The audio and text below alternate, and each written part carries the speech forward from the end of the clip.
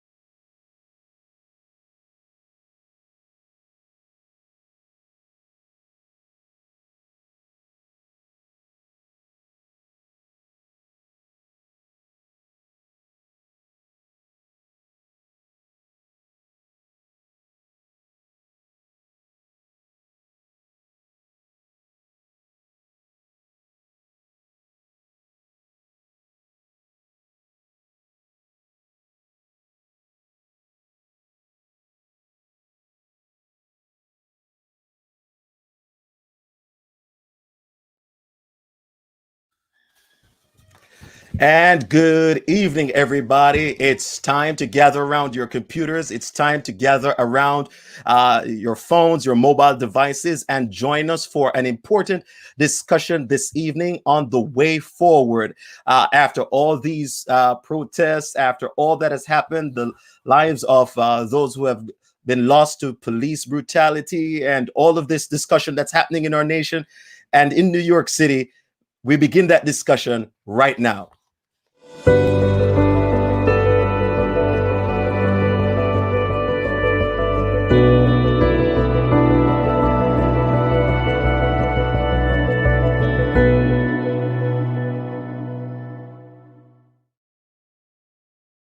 And good evening, everybody, and welcome to a discussion on the way forward. The way forward. A lot's been happening in our nation over the last few weeks. We've had COVID-19, and we've had the death of George Floyd, and today he was funeralized, and we extend our sincere sympathies and condolences to the family. As we continue as a city in New York City, there is much discussion on what's happening, not just here in New York City, but around the nation, and how can we heal and have better police community relations. To have that discussion tonight, we have an esteemed panel that we'd like to introduce to you tonight. We have, first of all, the first deputy of the NYPD, first deputy commissioner of the NYPD, Commissioner Bill Tucker, is with us tonight, and we're just so happy that you are here with us, Commissioner Tucker. It's good to have you on the board tonight. Thank you, Ron. It's good to be here.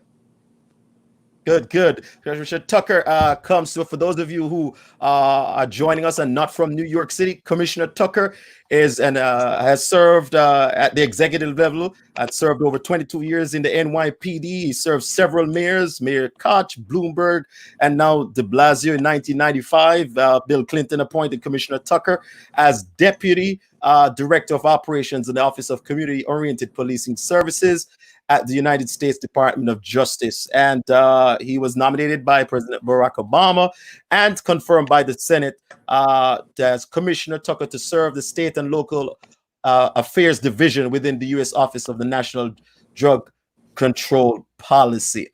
He is the highest ranking African American in the NYPD, and he is entrusted to design and implement a broad range of policy programs and training to strengthen community relations and improve the performance of the department. We're looking forward to a great discussion with you tonight, Commissioner Tucker. Thanks for coming and being with us. Thank you very much.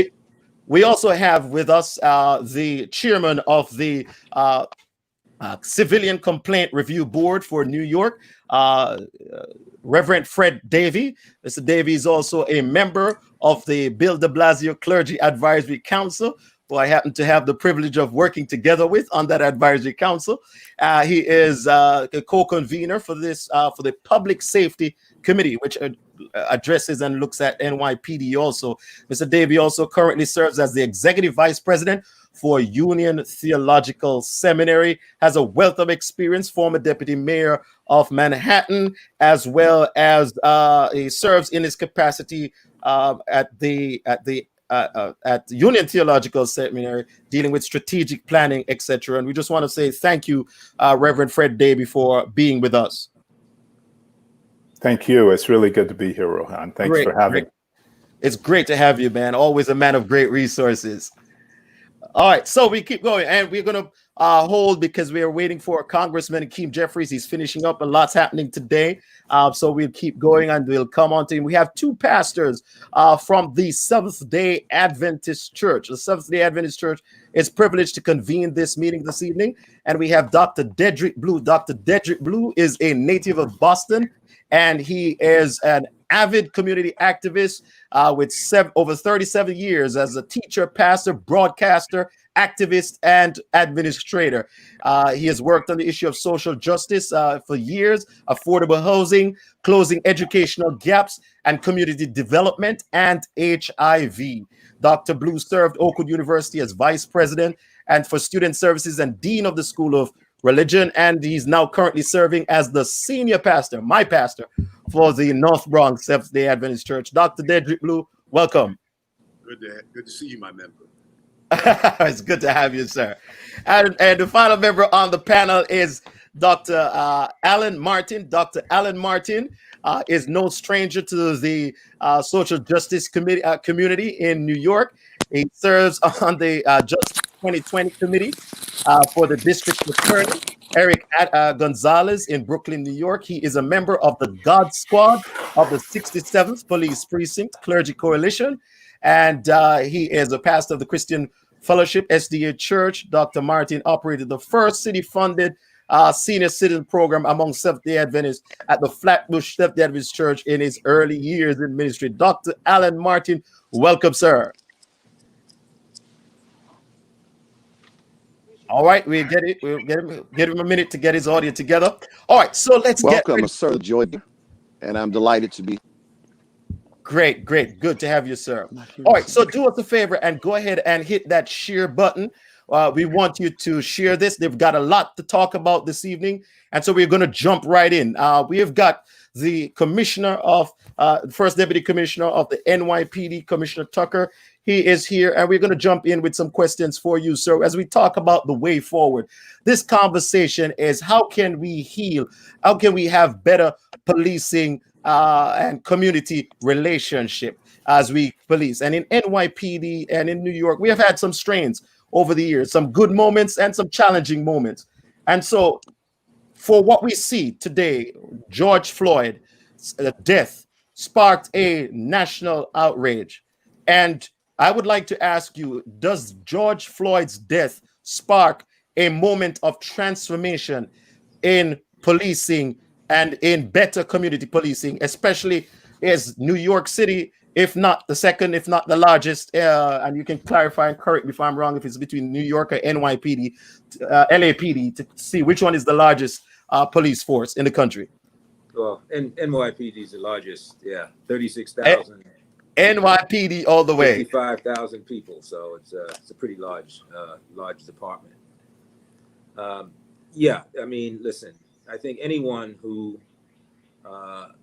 saw the video of the horrific video of the Mr. Floyd's arrest and death, his murder, anyone who witnessed that has to know that it was the proverbial, in many ways, the confluence of COVID and certainly his death was the proverbial straw, I think, to light this passionate outrage, if you will, for people, not just here not just in Minneapolis, but across the country, certainly here in New York, and indeed across the globe, frankly. Protests in London and elsewhere. So, I mean, that is, I think we are right at this moment, at a seminal moment in our time as a country, and certainly as a city here in New York, where and while we've had certainly a number of other incidents that have occurred with Black men being murdered in recent weeks as well, and women. And so we have, I think, arrived at a place when you think about the number of people we've had, peaceful protesters here in the city for several days now, and the fact that they are up in arms about policing in this country and in this city. So I think there's no question that Mr. Floyd did not die in vain. His legacy will be, among other things, I think, the moment in time when we all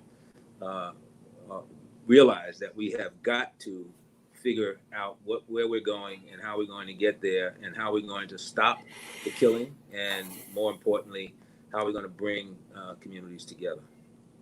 Post, thank you, sir. Post the 60s, has anybody on this panel seen any or lived through anything as transformational as this? And when we want to welcome our congressman from the 8th Congressional District, Congressman Hakeem Jeffries.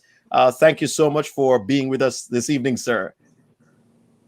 Rohan, thank you so much for having me, and it's great to join this distinguished panel, Dr. Martin and Deputy Commissioner Tucker and everybody else, Reverend Davie and Pastor Blue. It's just great to be with all of you. Well, great, and just a little shout out to Dr. Jeffries for Congressman Hakeem Jeffries, because he's a congressman, but he's also a great preacher. I'm just going to leave it right there. All right, I'm just going to leave it right there. So let's get back to the question. Have any of you seen post the 60s anything as transformative as what you're seeing now in wake of the George Floyd's protests? And what can that lead us to as a country, as a nation? Well, Rohan, I think that, I mean, you're a young man. So as is probably the congressman and the rest of you, Careful, Fred. It's you and me. It's you and me. We're holding it up. But I have a bit of a perspective, on this. And what I would tell you is that there are these moments in the course of history where an event is catalytic. An event represents that a time has come for radical and fundamental change. And that's where we are. And at the CCRB, the Civilian Complaint Review Board, which is the nation's largest independent oversight agency of a police department in the country, we're committed to capitalizing on this moment to help implement serious and fundamental reform in police community relations in the country. We believe we've already begun some things. The agency put out a report just yesterday about the interaction between youth, particularly youth of color, particularly Black and brown men and young men and boys, and their interaction with the NYPD. And we set forth a set of proposals that we've asked the NYPD to implement, which, to their credit, and I want to thank Commissioner Tucker and Commissioner Shea for their support of implementing these principles. So what this moment has done, it has cracked open the opportunity to implement some of these reforms and a new way of relating between police and community, that we've longed for a while. And we'll talk, I'm sure, about what just happened in Albany in terms of legislation, and there may be some disagreement about some of that. But I believe on the whole, it's all going to lead to a major transformative moment in policing that we'll all have to be diligent about. Because, the tendency is to have, for institutions to revert to former behaviors unless we're all diligent about pursuing and advancing the changes that we seek. So I think Mr. Floyd's death will not be in vain, as Commissioner Tucker said, and we will and are seeing a revolution in what we need to do around policing. And I want to thank the peaceful protesters who took to the street day after day after day, unrelenting, the peaceful ones, to ensure that we take advantage of this opportunity in our nation's history. So thank you very much, sir. So for Commissioner Bill Tucker, what reform initiatives therefore has the NYP enacted to address cultural orientation around racial discrimination in its policing? Has the NYPD enacted in anything in terms of sensitivity for its officers around the racial communities that make up New York City? And what can you see on that for us? Yeah, sure. But Rohan, my name is Ben, not Bill. I keep looking over my shoulder for him, but he's not here. Ben, you got it typed on us, Benjamin. Yeah. All right, I keep it Ben, sir. No sweat. It would be fine if it were Bill. No worries. But I can tell you that I got to be respectful, sir. So I keep it Ben. No, it's okay. I'm just breaking your chops. All right. No, really. I think that to answer your question, and let me just a quick bit of history here. But listen, New York City has had its ups and downs. This is my 5th decade. I started in this agency 50 years ago, and as a young trainee, 18 years old. So I've seen it all, and over time, and then I was gone for a significant time after being here for 22 and a half years, and then came back in 2014. 2014, coming back to New York in 2014 was a moment for me, having sat in Washington when I was at the Drug Policy Office at the White House, looking at and experiencing what was happening up here with stops and frisks of young Black and brown young men, reaching almost 700,000 stops in 2011 at their peak. And so as I watched that, listen, I grew up in Brooklyn, in Bed-Stuy. I used to be hassled by cops. This was 1969, and the 60s were, as we all know, were very, progressive but tumultuous decade. And so when I came in, it was very much male white, maybe 95% at least department, and it was women had to sue just a couple of years before that. So to become promoted into uniform sergeants ranks, and they went up through the ranks from there. So a very progressive time for the most part. But 2011 was a seminal moment here. And then there were 3 lawsuits that were filed, and then subsequently Mayor de Blasio is elected, and he takes office, and he settles those 3 lawsuits, and that was a good thing. He also brought back Bill Bratton to be police commissioner for the second time, and Bill Bratton has a different outlook and approach to policing, and so he called me and asked if I were interested in coming back, and I said, well, what do you want me to do? And he said, I want you to come back and be the deputy commissioner for training. So I took, it got me back home to the city I love, and in a position that allowed me to really influence the policies around training and in many other areas, and that's what's happened. So we have been very progressive in the way in which we recruit. We are now a majority minority organization, and that continues to grow. Many of the officers and classes that we hire are people of color and women, and who also are residents of the city. More often than not, more than 50% of our new classes, people reside in the city. That was not the case throughout the 60s and into the early 70s, thereabouts. So that kind of change took place. We made changes in training. We created a field training program for police officers, but I think most importantly, my mandate was broader than that, and it was to look at and overhaul training for the entire agency. And while we were beginning that process, Mr. Garner was killed, died at the hand of one of our officers, and through the use of a chokehold. So that was in a heartbeat caused us to change and focus on not just training, but a whole range of other things that we needed to do. And we have progressed, I think, with training. We added 3 additional days of training, but we've actually, officers in recent couple of years have received on average 10 days worth of training in areas of fair and impartial policing, recognizing that implicit bias is certainly something that we have to worry about. So it's not always about overt racism, but very much about the more subtle challenges and things that influence our decision making. And police officers are not immune from that, as none of us are. But it really matters if you're a police officer walking the streets and responding to services that need to be provided to our citizens. So we changed that.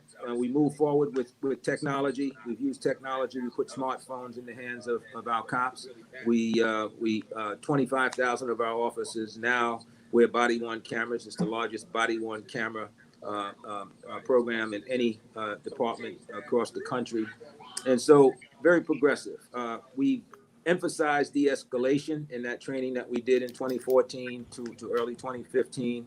We emphasized the whole idea of what being a cop is about, the nobility of policing, and why you took this job to serve the people in your jurisdiction.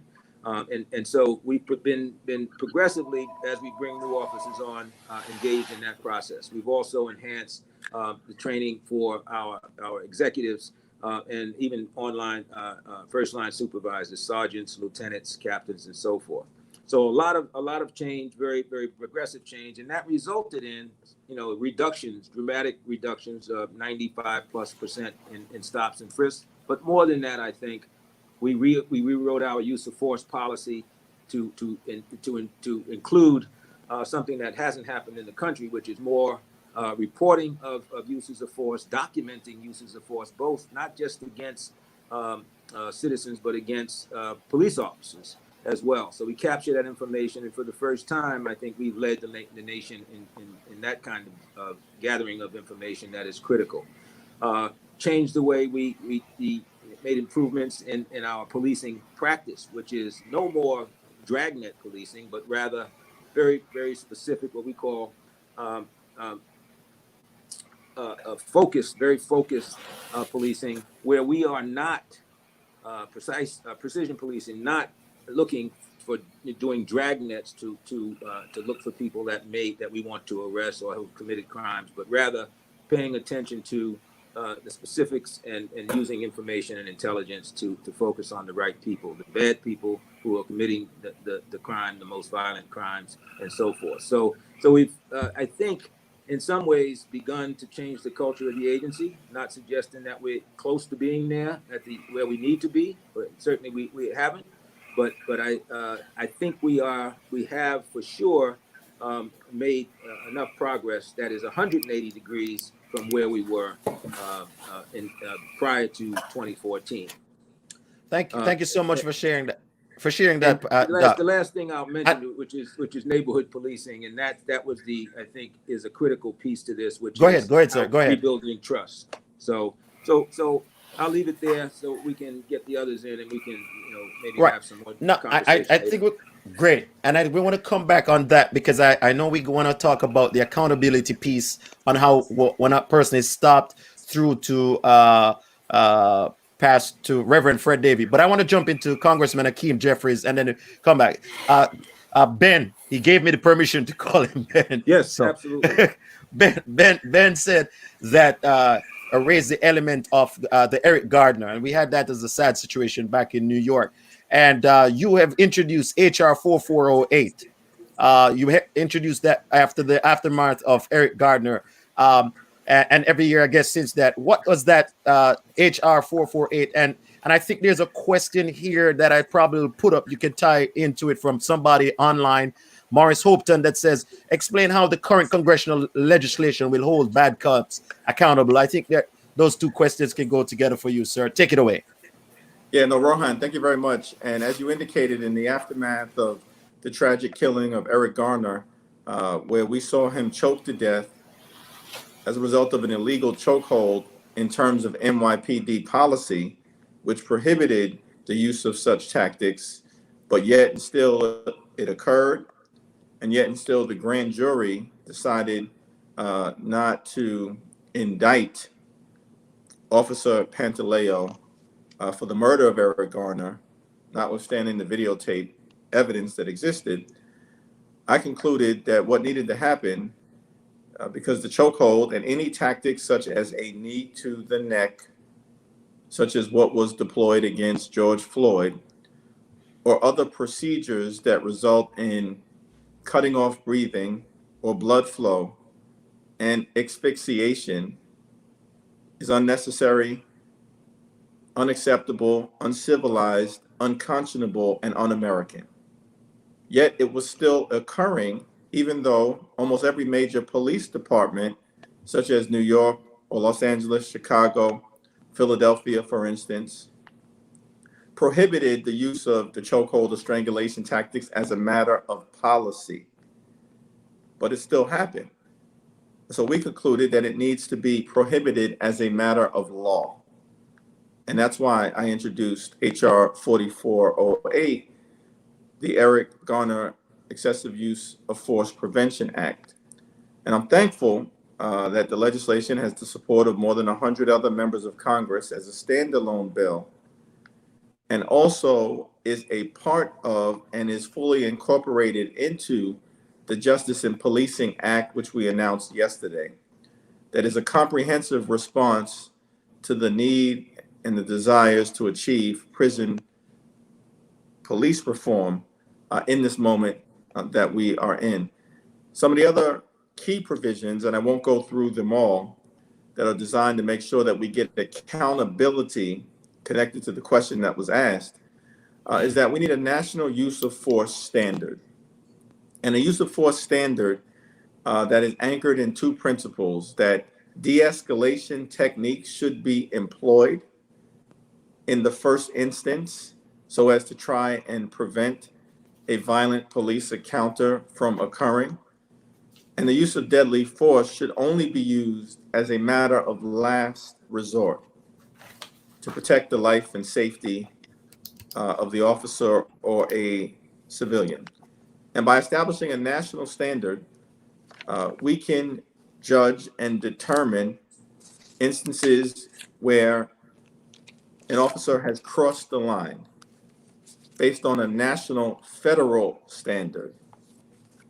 And if that federal standard is not lived up to, it should allow for a greater ability for the Department of Justice, Office of Civil Rights, to prosecute officers who engage in the excessive use of force and violate our nation's civil rights laws, as well as for greater ability of individuals to sue on the civil side when their civil rights have been violated. The other provision, and the last provision I'll mention in this part of our conversation, is that police officers, and there are good police officers, and we embrace those officers who are in the community to protect and serve. And I work with and know many of them. But we also know that there are violent officers, brutal officers, abusive officers, and they have to be held accountable when they cross the line, particularly when they take the life of a civilian without justification. Held accountable criminally where appropriate, and held accountable on the civil side. And there's a doctrine that has developed over the last several decades within the court system called qualified immunity, where an officer is effectively presumed to be acting reasonably in almost every instance. And they're presumed to be acting reasonably as long as they behave in a manner consistent with the least reasonable officer on the force. That's the standard. That's the lowest common denominator that could possibly exist. Rohan, could you imagine if I'm held accountable to the service that I provide to the people in Brooklyn and Queens as the behavior of the least reasonable member of Congress? I'd get run out of Brooklyn. So that makes no sense. But because of the doctrine of qualified immunity, that's basically what exists in the law. So we're going to reform that as well to ensure a greater level of accountability. Thank you so much, Congressman Hakeem Jeffries. Now, I know we got a spiritual man in here, the spiritual voice on Dr. Blue. He's here, and I'm coming to you, Dr. Blue. I've not forgotten about you, so just hang right there. Coming, I got a lot for you, but I don't want to leave this point. So between Ben, Fred, and Hakeem, let's get this kind of sorted out now. A lawsuit was brought against CCRB back in, I think, a couple of years ago, in an effort to curb the oversight of the CCRB. And you're the head of the CCRB. And by the way, between the three of you, between Ben, Fred, and Hakeem, we have the three highest ranking African Americans in the state of New York, in the police force, civilian, and in Congress from the state of New York. So you are important voices. Should the police union be influence be curved? That's a question from someone on the chat. And secondly, is there a fairness for the person who has to file a complaint with the CCRB? And is it fair for the person who is filing it? And is it fair for the officer? Or is it stacked one way or the other? So I'll take a stab at both of those, and I'm sure both the congressman and the deputy commissioner will have something to say about them too. So on the PBA is PBA. They have an obligation, I guess, to serve their members, and that's what they try to do. I, for one, clearly don't always agree with what they do, and I think that in the lawsuits that they brought against the CCRB since I've been chair, CCRB has prevailed. And most recently, just week before last week, the first division of the appellate court ruled in CCRB's favor on the issue of whether or not people who witness police misconduct by a New York City police officer in the city of New York during the course of their carrying out their duties can actually file a complaint by witnessing that on video. And the answer from the court was yes. I think that CCRB has a very fair process. We need to increase the strength and capacity of the CCRB, and I'm glad there are council members and other elected officials in the city and in the state and in Congress who are committed to that. Just today, we had city council members testifying about the need to make sure that the agency's appropriately funded, that the mandates that the people voted for the agency back in November through charter reform are fulfilled. The agency makes every effort to receive and investigate complaints fairly and judiciously and with speed. And I think we're very fair. I think where people have problems with the agency, and rightfully so, and this is going to be hard to change, is that very often we send over recommendations for discipline that the department disagrees with. We're about 65% in agreement on some of the lesser offenses and probably close to 40% agreement on some of the more serious ones when it comes to discipline for the year 2019, for example. And so people see that. They see that the board sends over one form of discipline and that the police commissioner has final authority. He can either accept the discipline, he can modify it, or he can simply throw it out. Generally, it's modified, and once it's modified, that throws what's called the concurrence rate off. But I think people see that, and they believe because the commissioner has that kind of authority, then the process is stacked against the complainant. That is not the case. I don't think the situation is stacked against the complainant, and we're working with the commissioner to get closer and closer to concurrence on recommended discipline. I'll say one other thing, and then go ahead, Rohan. But you do understand, though, that having that confidence as a citizen in knowing that it's going to be fair and that it's going to be listened to is significant in the process. And we're doing everything we can to increase people's confidence in this process. I think the success with the Daniel Pantaleo case, most people in New York don't know that the CCRB was the last resort for the Garner family for getting any justice around Pantaleo and around the death of Eric Garner. The DA in Staten Island took a pass. The Justice Department took 5 years and did nothing. And the CCRB, under our authority given to us by the charter, brought charges, voted to bring charges against Officer Pantaleo. We have the authority to prosecute those more serious cases in a departmental trial. We prosecuted the case in a departmental trial. Won. We prevailed. The judge agreed with us. We recommended termination. The judge agreed with that. We sent it over to the commissioner, and the first person to review it and agree with us is the man sitting right there, First Deputy Commissioner Benjamin Tucker, and supported the recommendation to the commissioner, and the commissioner agreed, and Officer Pantaleo was fired. So CCRB has a great deal of potential to do a lot more for the people of the city of New York and for the department. And so we're working hard to engage folks, community meetings, youth advisory council, speaking at state legislature, city council, doing events like this so that the public knows that they have a recourse. When they have an unpleasant experience with the New York City police officer, they've got a place to go, and that's the New York City Civilian Complaint Review Board. All right, we're gonna play that video in a few moments, but I want to get to let me go back to Congressman Hakeem first. There's a question here from Damian Bascom. He's on YouTube, watching on YouTube, and it's following up on what you said. National use of force standard sounds great, but are there any procedures that will keep the DOJ office of civil rights from being politically manipulated? Do you have a response to that, sir?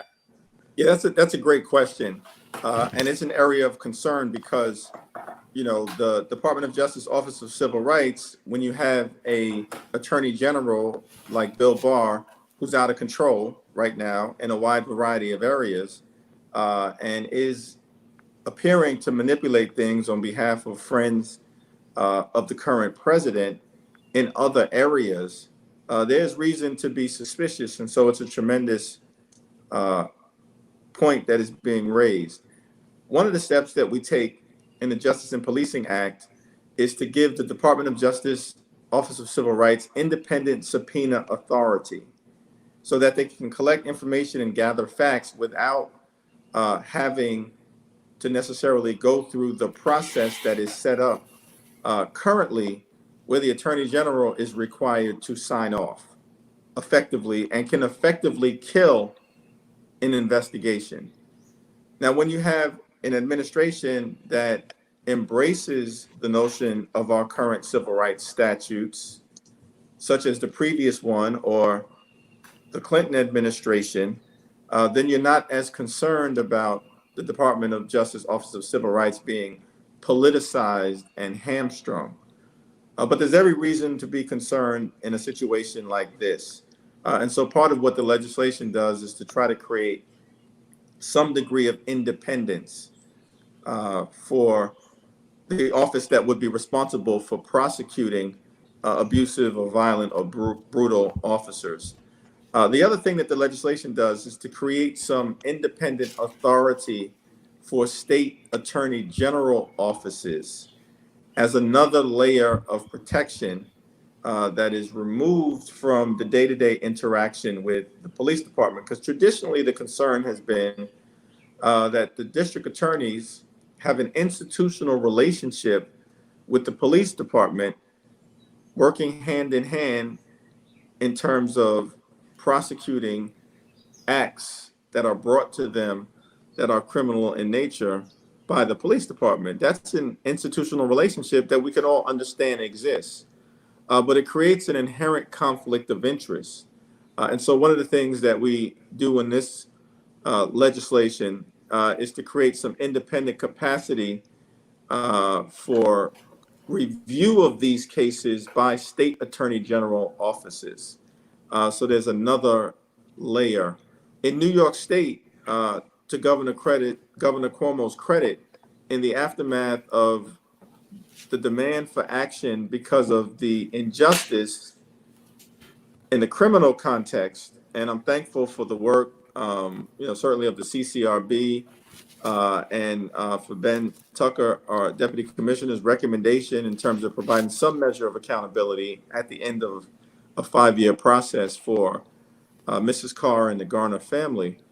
But here in New York, subsequent to the Garner case, if someone is killed in a violent police encounter and that someone is an unarmed civilian, because of an executive order that we pushed for issued by Governor Cuomo, the investigation is no longer done by the local district attorney's office. It's done by the attorney general's office. Okay. In this case, Attorney General Tish James, who we can all feel more confident in, would independently evaluate the facts objectively and make prosecutorial decisions a little bit removed from the day-to-day institutional relationship that exists between the local DA and the police department. So that's a good thing that exists in New York State, and we hope to take that model across the country. All right, we're going to be getting to some questions. I see a question here from Shane Ray. I'm going to get to those a little bit for Commissioner Ben, but I want to get to Dr. Blue. I got to get Dr. Blue in now, so I've got to change it up a little bit, and then we're going to show that video in a minute. In fact, let's go to the video. We'll take it to the video talking about the CCRB video, and then we come back to Dr. Blue. Play that video for us, please. It's supposed to be like any normal day.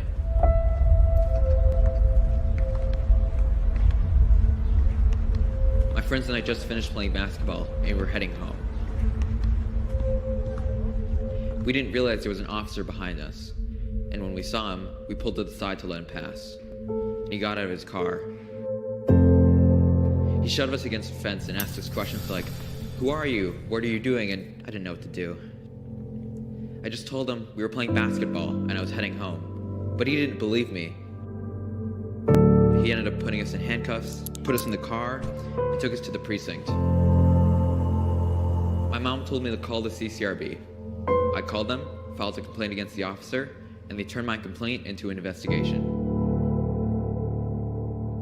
Police misconduct affects us all, and my family experienced it firsthand. My name is Emerald Garner. the daughter of the late Eric Garner, and the CCRB was there for both me and my family. The agency launched an independent investigation, prosecuted the officer, and ultimately he was fired. The CCRB is an important resource for all New Yorkers, especially young people. If you encounter police misconduct, call the CCRB. Every New Yorker has a right to be treated with respect during an encounter with the NYPD. If you feel like that right has been violated at any time or any place, report it to the CCRB. And we're working to get this message out to young people. Police misconduct affects all of us. And we want you to know that the CCRB is here for you. The agency investigates police misconduct by the NYPD, so call them and report. And we still have a long way to go in improving police interactions with young people. But the city is committed to involving us in the conversation and making sure young people are a part of the solution. We are members of the Youth Advisory Council at the CCRB.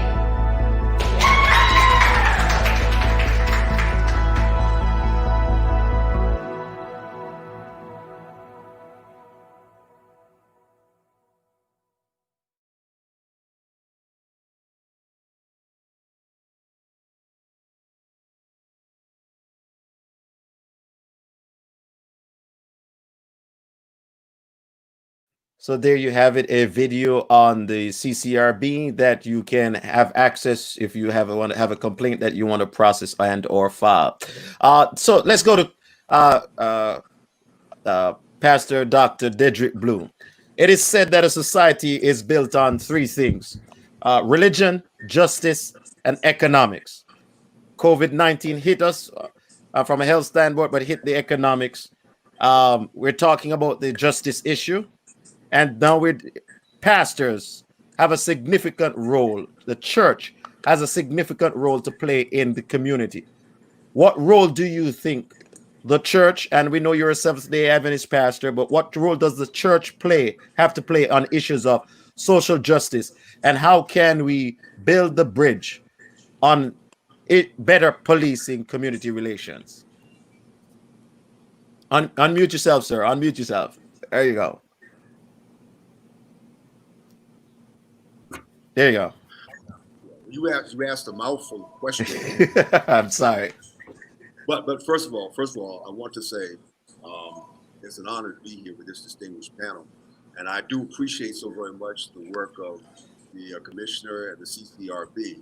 But I'm also very much in harmony with the statements of our congressman, who said that if you really want to see change, it has to be enacted by law. We have to have standards, and those standards need to be national standards.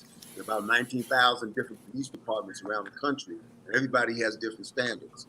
So at some point, we need standards. Excuse me, Pastor. Can you get a little closer to the mic, because your voice is coming in very, very slight. Yeah, I think I have a problem with my microphone. Is that better? Yeah, much better. Just like. All right. What I was saying is, we do need national standards in policing. Thank you for the work of the CCRB. Thank you so very much, Commissioner. But we need independence. We need independence examination of these cases as they come up. So I'm very, very excited about the Justice and Policing Act 2020. You ask what churches can do? Well, right now, churches are busy protesting. Churches need to get out there and make sure that people register to vote. Churches need to make sure that we have census taking so that we have proper representation. Churches need to be making sure that they're still on the streets advocating for the passage of this bill, because just because a bill is introduced doesn't mean that it's going to be legislation.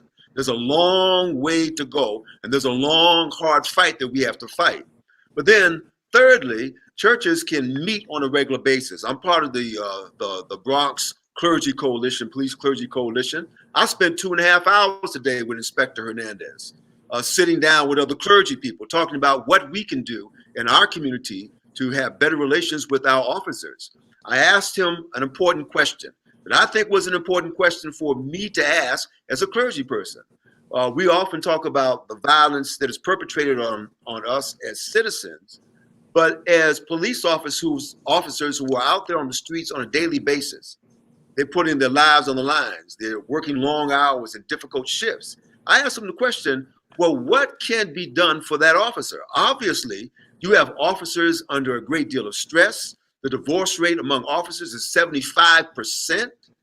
You have a high suicide rate amongst officers. So we are taking people who are fragile and we're putting them on the streets in communities that are marginalized.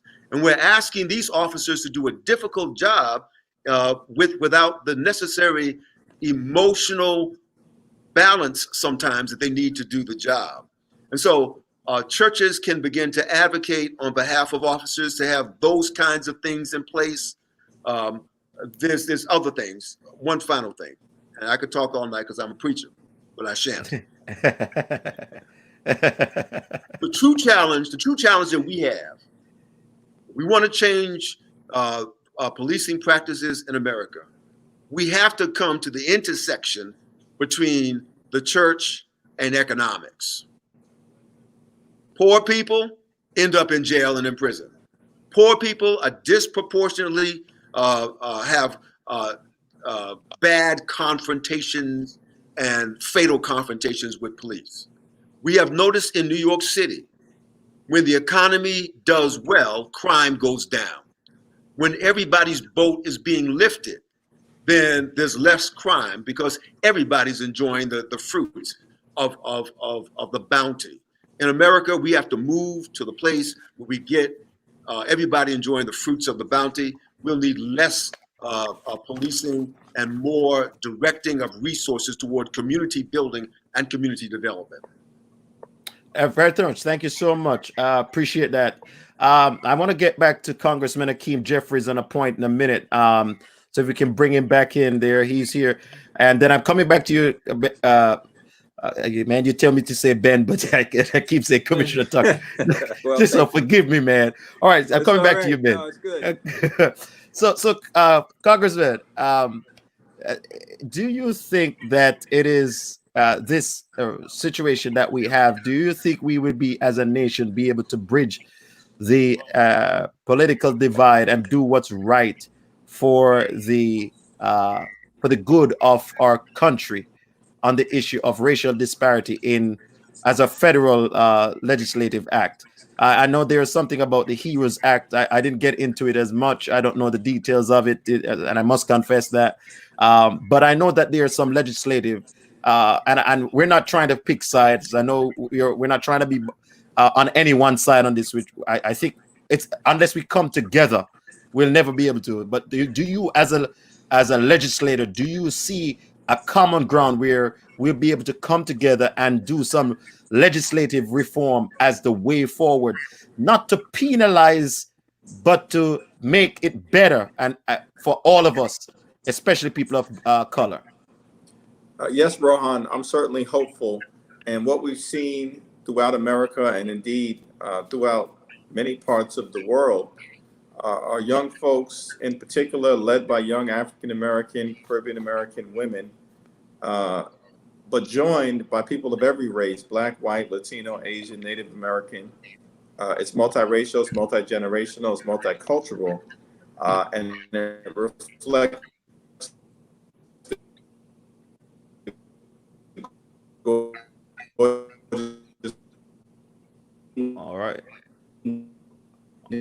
All right, it's breaking up a little bit there. All right, so we'll give him a little second to readjust his internet connection. Let's go to Ben. I got a question for you now. Should Black and brown men?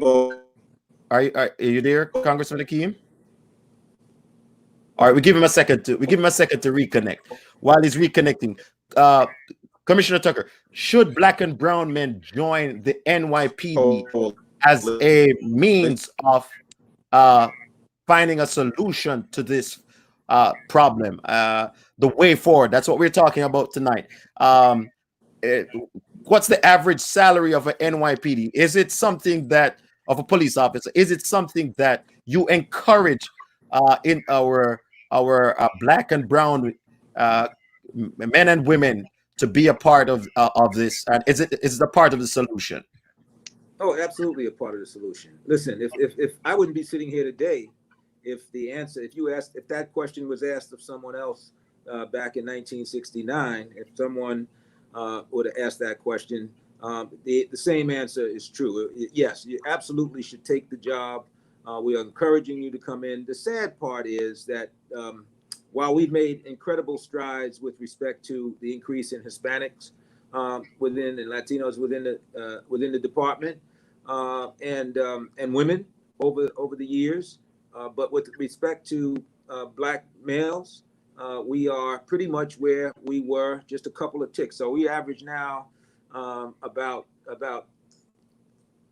12 to 13%, and at any given time, some of our classes run higher, some lower. But when it goes up higher, it's usually because of the female African Americans who are in that count. So we averaged with both genders, we end up with around 16% on average. But yes, I mean, we need to, and we speak with, and I love that CCRB ad and commercial, because it focused on young people, and so we've created. When I came back, I thought about we need a pipeline. We need something that will have our ability to touch young people from the very early parts of their lives, and so we have a youth council that's established, that's run out of our community affairs division for starting at 9 years old. And then, around 14, we have an explorers program that's actually national, but it's one of the largest contingents of explorers are come out of New York and out of the NYPD in particular, but other jurisdictions, other parts of the criminal justice as well. All of that is good, but we do need to engage with and focus on both, not just at-risk youth, but youth in general. How do we touch our kids, and first of all, help them overcome any fears that they have about who the police are? I mean, that's a real challenge. And so, yeah, I think we don't have any shortage of people applying for the position, but I wish that more were applying, and we now target our recruitment to those areas where we know the Black communities, where we hope to entice people to take the job, young men in particular. And I think that's very well said about recruiting, especially in the African American community and Black and Brown community, is significant to help to bring about the change that's needed.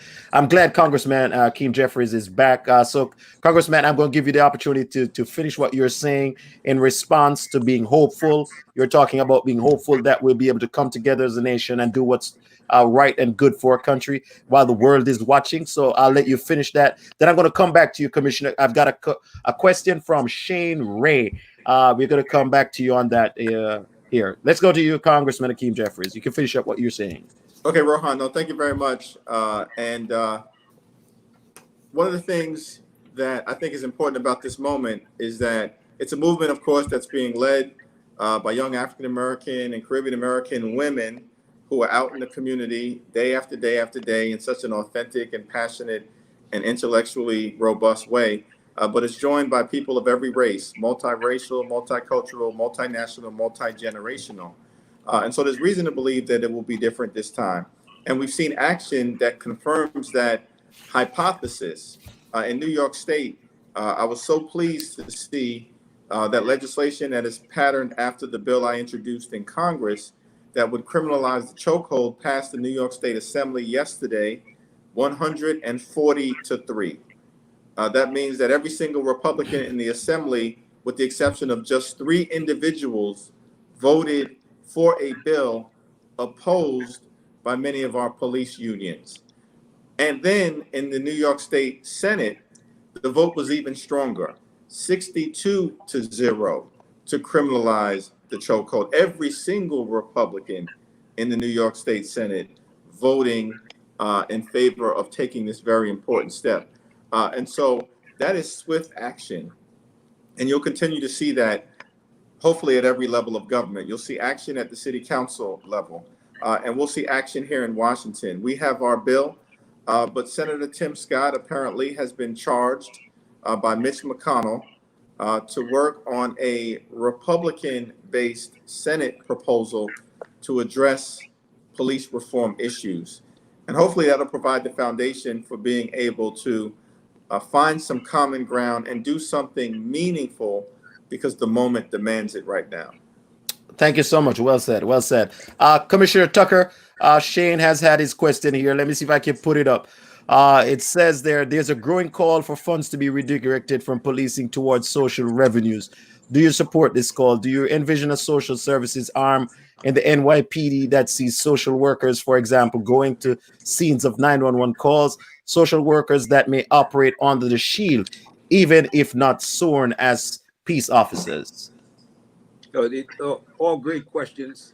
And yeah, I mean, I think this is one of those times where we've taken a close look at the budget with a view toward knowing that we need to contribute and to particularly for our youth services. Ironically, when Commissioner Shea was appointed, his principal interest and is now part of the main plan that we have, the 2020 plan, focuses on youth engagement, focuses on how do we, as an agency, connect more effectively with young people. We've, as I said, we've done that. I speak to a lot of young people, travel around, and we are connected with them in a variety of ways, but there's still a lot more to do. And so we're focusing on that. So to the extent that like, for example, the real issue for the summer is that we're going to have, without the youth employment program, lots of young people unoccupied and perhaps. And so we are, as we were in the budget process now, and we're looking at, along with the mayor, thinking about just what we might do in that regard. So yeah, I think it's sort of, it just makes sense. There are proposals on the table. They're just proposals at the moment for taking, youth services out of the NYPD, or talk about moving school safety agents back to the school, the Department of Education, perhaps. Or so there are lots of ideas, and I think this is one of those moments where we should be bold in how we look at what we should be doing and how we spend our dollars. And so those conversations are taking place right now, and they're not just, we're very serious about what we are trying to accomplish. And so I'm hopeful that as we go forward and we make those decisions, that certainly we make them in a way that adds value to, particularly to the way in which we serve our young people. Thank you very much. Thank you so much. So to Congressman Hakeem and to Dr. Dedrick Blue, you both can take this question, tear it apart, and put it back together. But what are some economic reform initiatives as a way forward that you think should be adopted to provide economic empowerment to communities of color? Dr. Blue, you've got a colleague here. I think he said you were spot on in leaving out the issue of economics, and the church is obviously to that fact. The bridge must be built and must be crossed. That's from Dr. James Black. So following up on that comment, what economic reform initiatives do you think are possible and should be adopted to provide economic empowerment to communities of color? Congressman Hakeem, Jeffries, Dr. Dedrick Blue. Let me yield to Pastor Blue as a man of the cloth first, and then I'll respond, and then I'll have to excuse myself, Rohan, because I've got a Judiciary Committee hearing on the policing bill that we are meeting to prepare for tomorrow morning. But I'll address the question after Pastor Blue. Sure, no problem. And we are just about the time, so I thank you for staying with us and honoring the time, sir. Thank you so much. When we talk about economic issues and economic development in communities of color, particularly in New York City, there's a critical issue that's facing the city right now that is going to require a massive amount of coalitioning and a massive amount of resources placed behind it. In the month of April, there were 880,000 rental units that went unpaid. people could not pay their rent. And if that continues on with the downturn in our economy and other things, then we may be looking at possibly 2 to 2.5 million people who stand to be evicted from their homes because we haven't found a way to patch that up. We have to deal with the issue of affordable housing. Right now, in this city, people are being displaced and moved out of their communities. And Manhattan has become a playground virtually for the wealthy. It's getting so bad that our police officers, our first responders, our teachers cannot even afford to live in the city that they serve. And so we have to find ways to deal with issues of affordable housing, but also issues of business development, small business development. We have seen in this economic downturn that small businesses really are the backbone of our country. And yet we see small businesses being displaced as we find gentrification happening within our city. So we have to find ways to protect small businesses, support small businesses, protect the tenants and the small landlords if we're going to have a base for economic development in our city moving forward. I certainly agree with everything that Pastor Blue just laid out. And we've got to deal with the racial justice questions that have been with us here in America since we were first brought to these shores in 1619, and we've never fully worked through and resolved. We have come a long way. We still have a long way to go, as the events of the last several months have illustrated, both in the context of the public health crisis. Our communities have been disproportionately and adversely impacted for a variety of reasons, including the fact that we're disproportionately overrepresented amongst frontline essential workers. And so we were overexposed to the coronavirus on the public health side. And then because we're under-resourced at the same period of time, suffer from pre-existing conditions that increase the toxicity around COVID-19. Then, of course, with respect to the economic distress that was caused, we've been hit harder than anyone else. And so that was a buildup to what we have arrived at in terms of this moment that cannot be ignored. And you layer on top of it, of course, the Ahmaud Arbery situation, and then the Breonna Taylor situation, and then the Central Park situation where race was weaponized against a Harvard-educated bird watcher who posed no threat to anyone, but he was a black man, and that was enough to try to weaponize the fragility and the privilege and the arrogance that existed. And then, of course, George Taylor being Floyd being the straw that broke the camel's back. But it was an accumulation of things. And so we can't just solve the challenge by focusing on police reform. That's just a part of the challenge. And so congressionally, we understand that the HEROES Act, Rohan, that you mentioned, is designed to kind of address some of the disparities. We include $175 billion in funding to help provide assistance with people paying their mortgage and their rent, whether they're homeowners or renters. We have another round of direct stimulus payments to the American people, and we increase the amount that can go to a family per child from $500 to $1,200.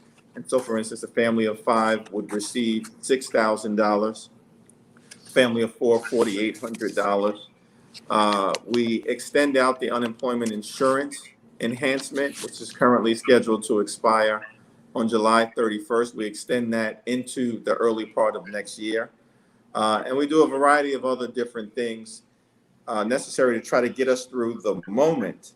But then we need to do transformative things to truly make an economy possible where every single American, regardless of race, can benefit from the fundamental American contract, which is if you work hard, as our community does, play by the rules as we do, you should be able to provide a comfortable living for yourself and for your family. And all we're asking for ever is just to have the same opportunity as everyone else. And if we have that opportunity, I'm confident that we will be able to excel in our pursuit of the American dream. So I thank you, Rohan, for being such a phenomenal moderator. Thank you for coming. And it's been great to be on this very distinguished panel, and look forward to worshiping during the Sabbath with many of you and seeing many of you when I'm back in New York. Yes, sir. And looking forward to hearing you break the word again one day. Yeah, no, thank you. Thank you for all you do and for representing us there in Washington. Thank you so much, Congressman Hakeem Jeffries. Thank you. Stay safe, everyone. All right. Great.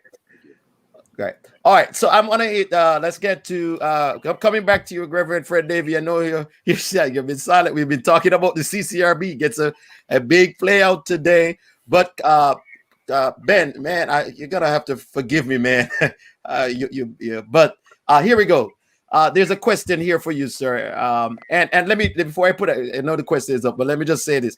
I know you can understand that there is genuine fear among Black young males, particularly, and of course females, but of how their engagement with the police force, whether it's justified or not in their minds, it's real. Whether up in terms of a person's opinion, whether it's justified or not, it's real.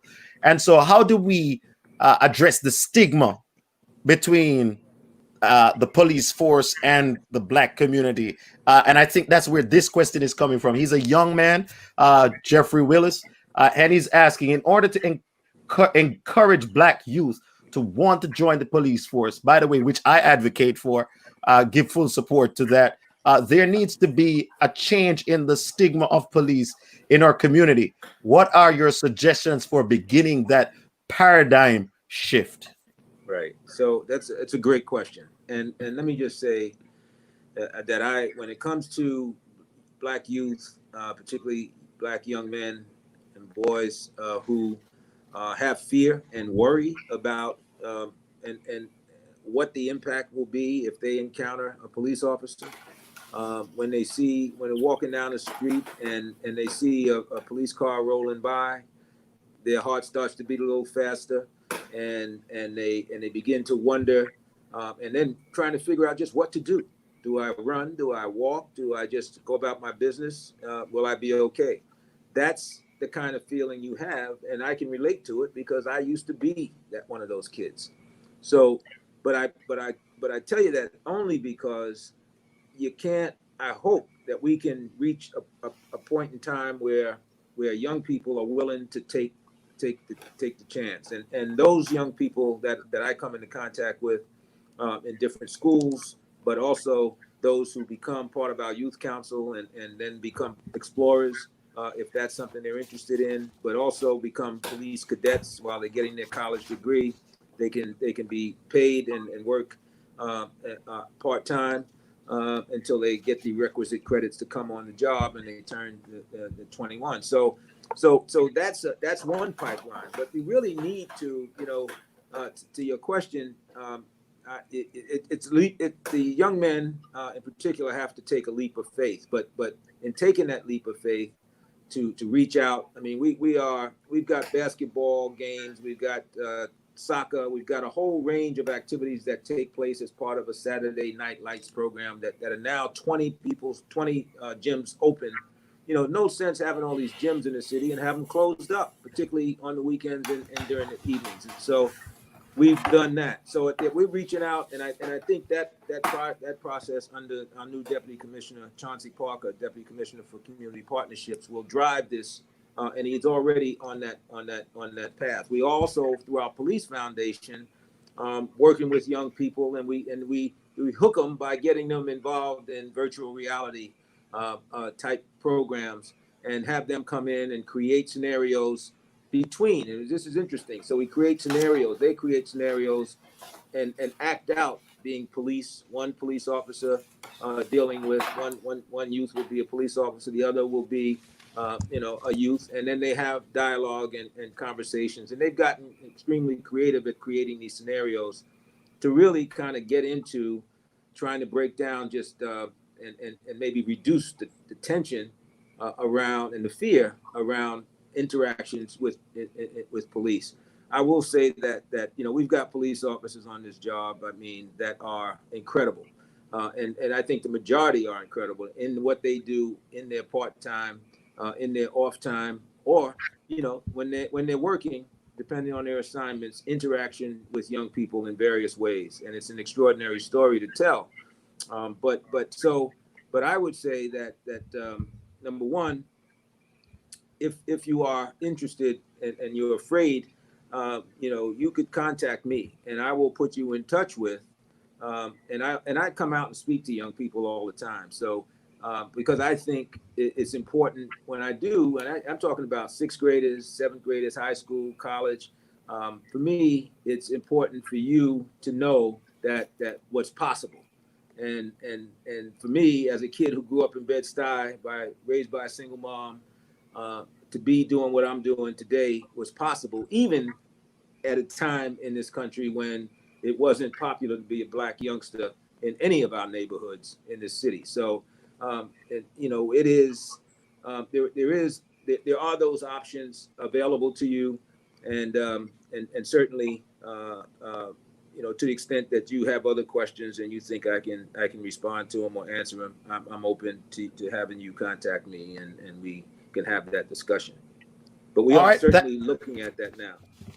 Great. All right, we're going to be coming down to the end. We've got a couple of more questions. I'm going to be asking Dr. Blue to kind of give us a summation of what the ideal, what should we be looking for as an ideal, as the way forward in terms of police-community relations. I give you a few minutes to process that, Dr. Blue. What are some of the ideals you think as a nation, as a city, we should be looking for and should be doing when it relates to police community relations? But let me go to you, Pastor Reverend Fred Davie. There was a question that was asked here by I think Damian Bascom. But before he asks the question, let me go to you are a co-convener of the Clergy Advisory Council's Public Safety Committee for Mayor Bill de Blasio.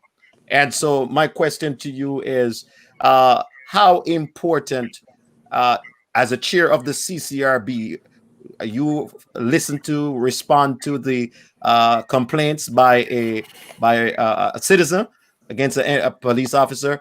How important in your mind, heart, and soul is an NYPD officer? Well, clearly, the city needs the department, and we need people to protect us.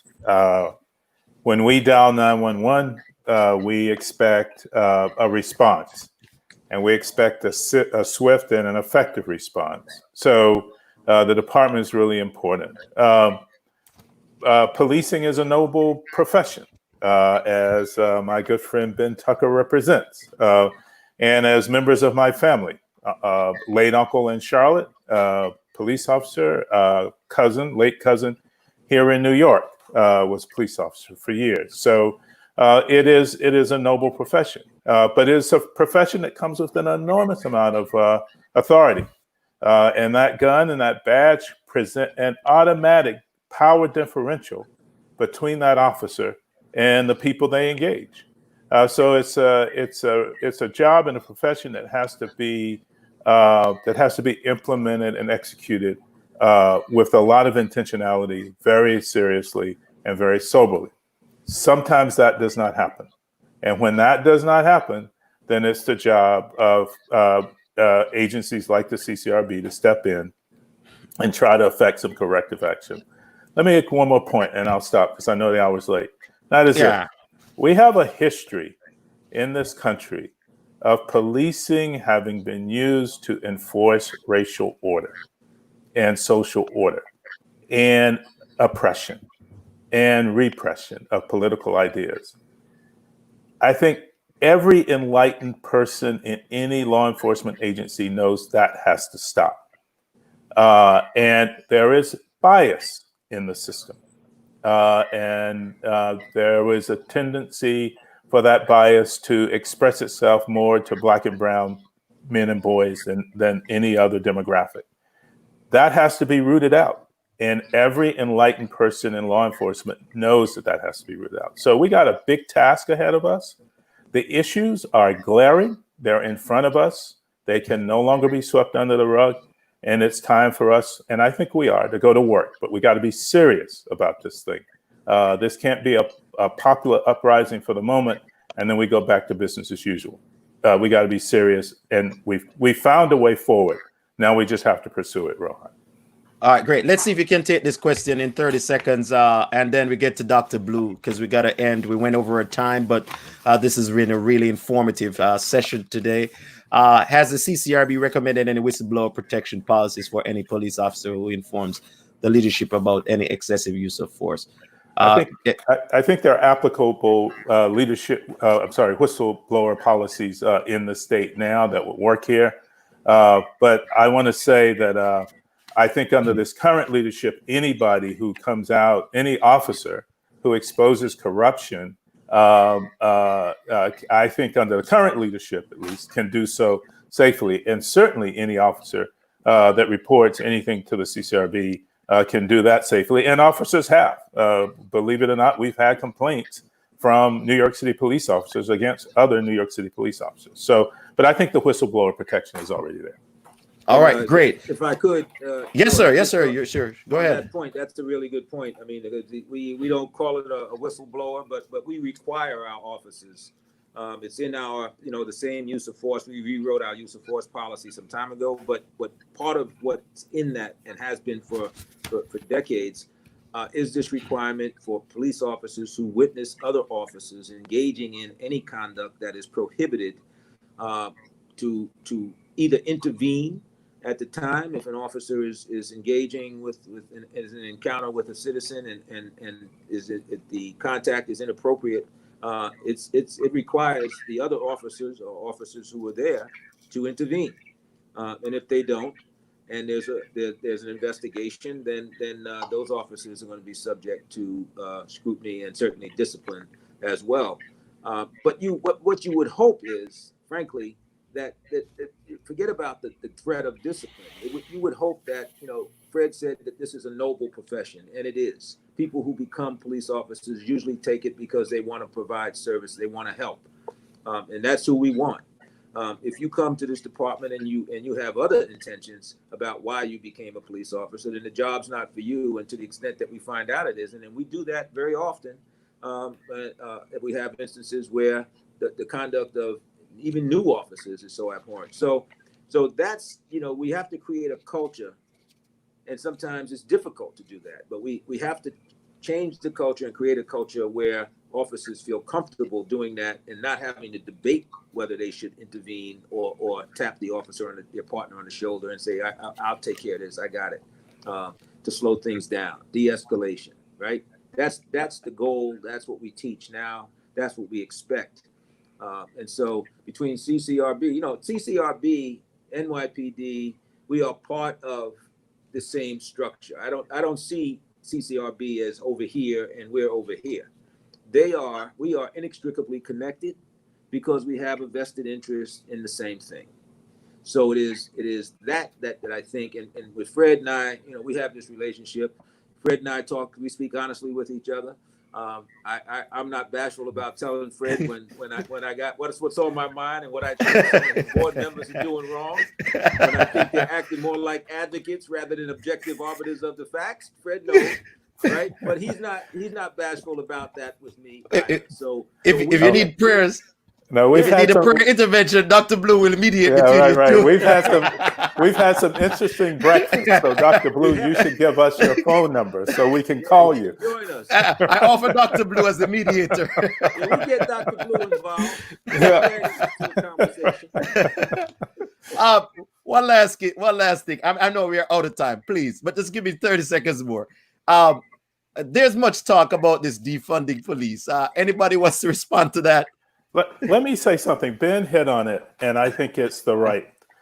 I do think we need. Well, first of all, you can't not have a police department. That's just. I mean, it's it's utopian and it's a nice idea, but it's not practical. But we do need to look at how the force is spending money, how the department is spending money, as the commissioner has said, and see if there are ways that we can redirect some of that. And we need to look at to see if there are things that the department is doing that it shouldn't be doing, and then deal with those issues as well.